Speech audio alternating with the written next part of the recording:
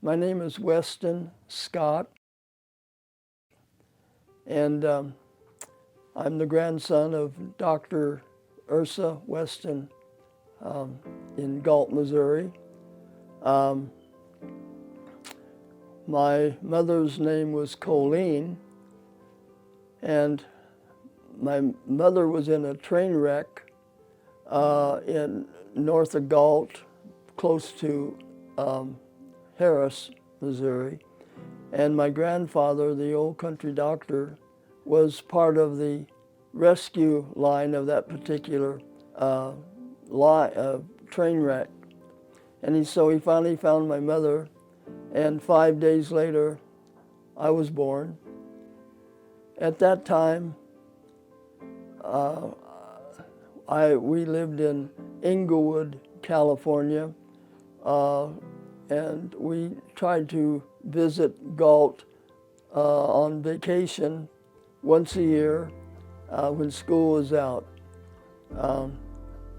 Well, it took me 26 years to finally finish college. And that's with 7 degrees beyond the BA, which is 5 masters and 2 doctorates. I have a PhD in biblical studies. I also have a doctor of ministry from the San Francisco Theological Seminary in San Anselmo, right across the Golden Gate Bridge. It's a very liberal college. In fact, their advisor that they assigned me tossed out entire chapters out of my dissertation so that he would feel more comfortable with it, because I was a conservative. Conserve means to preserve the scriptures, not to tear them up. But anyway, I went into the military to be a chaplain in the Army, and for some strange reason, I got in. When I got to the chaplain school, I had to in process in front of all kinds of different high-ranking chaplains, and at the end of the day, they told me to go down into the BOQ, that's Bachelor's Officers' Quarters, and get a room. So I went down there, and I went in and I said, I need a room. And this PFC said, Chaplain, you got your uniform on wrong. And I said, why? He says, well, you've got your rank insignias on your shoulders, and only the Navy does that. And I said, well, that's probably true. The only exposure I had to a military uniform was watching McHale's Navy on television. And so I got straightened out there, and I was one of 26 Protestant chaplains that was selected to go through the chaplain school. There were about 290 some chaplains in this school. In fact, we had 12 rabbis, 9 Catholic priests, and 6 Protestants. And I was one of the 6 Protestants that they selected that year. I did not get into the Army because of my prowess in preaching. I'd only preached twice in my life before the Army selected me. I found out that when I preached, I only had 53 people in the chapel, and they told me there were only around 50 people, and they're thinking of closing it down. So I went, and I was not married at the time. I was only engaged to, that's my first wife in the other room, by the way. And so I went into the barracks, and I started visiting the troops, and I found out that I could do more push-ups than they could. And so I said, look, for every push-up I can do beyond what you guys can do, you have to bring somebody to chapel. And they did. The next Sunday we had over 100 troops in chapel. And so I got a bright idea. And I went to see the post chaplain, and I said, could I hire a choir director? And he said, well, actually, we're not used to chapels being doubled in one Sunday. So we'll go ahead and hire a chaplain, a choir director for you. And in 2.5 weeks, we had 210 people in the choir, which was the largest choir in the entire Army. And they decided that they weren't going to close the chapel down. So I thought things were going pretty good, I guess. And then I got a call from the deputy commanding officer of the 2nd Brigade, and I was in the 2nd Brigade helping to prepare the people to go to advanced infantry school or some other school, and then to Vietnam. Well, I got in there and he said, Chaplain Scott, where did you get your rank insignia? And I said, oh, well, my grandfather was a doctor, a physician, and this sterling silver bar he gave me, and I proudly wear it. He says, you can't wear that. And I said, why? This is not World War I. And 2 weeks later, I had orders to go to Vietnam. Coincidence? Oh, I don't know, but that's what happened. And so when I got to Vietnam, I was assigned to the 24th Evacuation Hospital as the Protestant chaplain. Come to find out, the chapel, the unit hadn't even been built yet. And so I hitchhiked my way to Long Binh, about 12 miles northwest of Saigon, and got up there, and it hadn't been built yet, so I helped out the Protestant chaplain for the 93rd Evacuation Hospital, which is about a half a mile away. And so we tried to patch up these soldiers the best we could to send back to their unit. Some of them we couldn't. They passed away, or we had to send them back to the States. So I found out my first day there, when I helped the other Protestant chaplain, we just walked around through the wards. I looked down at this one bed, and I could only see a head and a torso. Both arms and legs were missing. And I started to kind of choke up. So when I got back to my sleeping quarters that night, I asked the Lord, please help me to survive, because I'm not used to something like this. I don't know what to do. And a chaplain is only supposed to serve the unit for 6 months. Somebody forgot about me, and I was over there for the whole year. And anyway, there was one troop that we sent back to the unit, and it's strange, but he showed up in my tent 2 months later. And he said, Chaplain Scott, I want to be baptized for the remission of sins so the Lord could add me to his spiritual family, and I want you to do it. I just traveled 120 miles through enemy territory with this 50 caliber machine gun mounted in my Jeep and these 3 guys riding shotgun. And I want you to baptize me. Well, I come to find out I had to drive 3 miles through enemy territory to use a Michelin rubber plantation swimming pool that was heavily guarded, and we got the job done. And so I think that we had about 25 baptisms that year, and then I was sent home, and then I returned to Vietnam, this time with the infantry.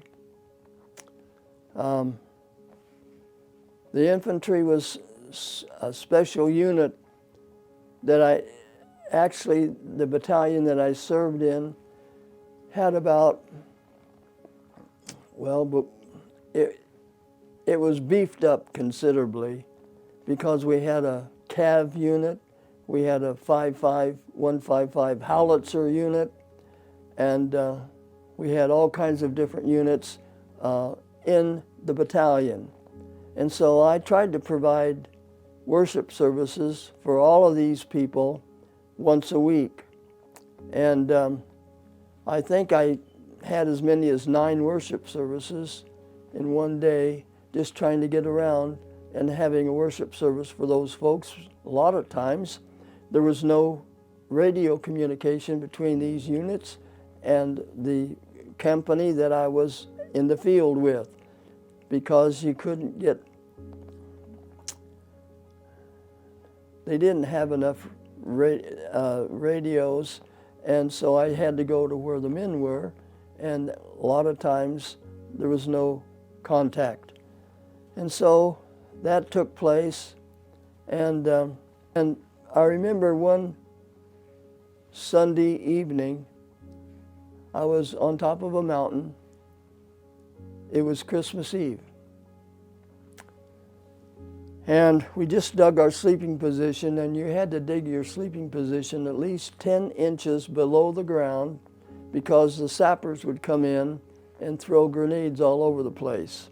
A sapper is the Viet Cong that could come through 6 rows of concertina or barbed wire in 45 seconds. Well, we knew that ahead of time,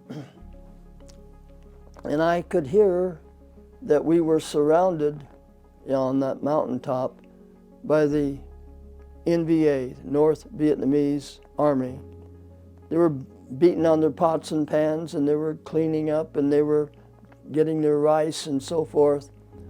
And then we got our sleeping positions dug, and so we crawled underneath the poncho liner, soaking wet, and then all of a sudden I heard somebody in our company try to sing a Christmas carol. He was not a singer, neither am I, but he started, and then somebody else chimed in, and then another person or two, until the entire company was singing Christmas carols on top of this mountain, surrounded by the North Vietnamese regulars. And so I know that this happened during World War I and World War II. Well, the same thing I experienced in Vietnam. And so early the next morning, I called in and asked for a helicopter to pick me up so I could be deposited in another location, which is where I went. And so I did that for about 6 months, and then I was reassigned to the 116th Combat Aviation Unit, which is helicopters. Over there that year, I lost 54 men. Every death I had, we always had a 21-gun salute. That's a memorial service. But then when they got back home, I'm sure that they also had a 21-gun salute, because they gave their own life to help these people. So this is what happened when I was in the military. We had 3 children, but we couldn't have children of our own, and so we were told to try to adopt our children. And so we did. The first child I got at Fort Lewis, Washington, when I came back from Vietnam. And we had our second son we found out when we left the chaplain school, we had the little boy, Ursa, and we got down to the canal zone, that's where we were reassigned. And there was a lady that called me up from Nicaragua. Nicaragua recently had an earthquake that just leveled the city, in fact, she wanted to know if we wanted to adopt a little boy up there. And I said, well, yes, absolutely. And her husband was a major in the U.S. Embassy there. And so he went to his boss, which was the ambassador, that's a major general. And that ambassador went to the president of Nicaragua. But he said to the ambassador, I'm sorry, I can't help Chaplain Scott adopt this little boy because I'm not the head of the adoption agency.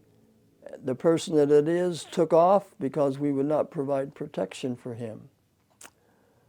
And so the answer was no. And so I was informed that this adoption was over. However, 2 months later, I was out in the jungle, and there was a communication that came down from the U.S. ambassador to the Major General in the Canal Zone with an envelope. And the Major General gave the envelope to his aide-de-camp, who is a lieutenant, and it was a lieutenant that drove the Jeep out there in the jungle to try to find me. Lieutenants didn't drive Jeeps, but this one did, because he was the Major General's aide-de-camp. And so he found me and gave me this envelope, and I opened it up, and it said, Chaplain Scott, get up to Managua immediately and get this child out of the country and out of sight. Well, I knew that there was other people that I told them about all these children. You walked in one door, in one building, and there were toddlers, all of them. In the next building was infants. And there was 3 different buildings with 3 sets of young people that didn't have any parents anymore. And so when I was told to come out, to fly out up to the country with Managua, I took 3 sergeants with me, and we returned with, all 3 of us had little children. And the hospital down there in Balboa, and I was the hospital chaplain, Protestant chaplain down there, but he said, just try to love this little boy, but he's probably going to be a little short. He probably is not going to be able to be very intelligent or anything.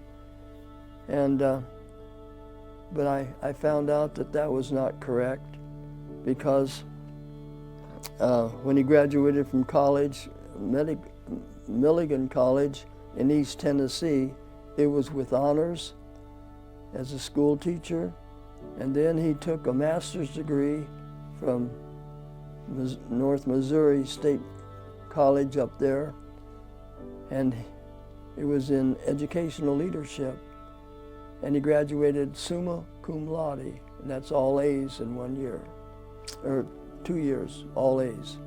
So I come to find out that he wasn't all that dense, that he was fairly intelligent. And our little daughter,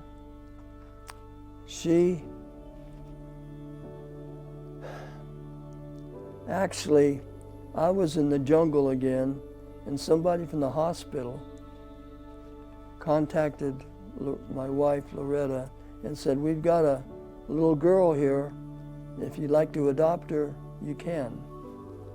Well, we turned out to be, we were number 2 in the Panamanian adoption list, but the family that was number 1 was in Costa Rica that weekend trying to adopt up there. So they called Loretta and she said, well, my husband's still out in the jungle. He says, well, if we bring her over, can you watch her at least till he got back? And so she said, yes. And so when I finally got out of the jungle, she I walked in the door and she says, I got something to show you upstairs. And so when I got up there, I said, oh, can we be a foster parent? Says, no. Can we adopt her? And she said, if you want to. And so that's how we got little Heather. I'm a conservative. I wouldn't say that I'm a scholar, but as far as a biblical preacher, I'm a conservative. Conserve means to preserve, and I try to preserve the scriptures and just share them with whatever they say, yes or no, whatever. And that's what I try to do.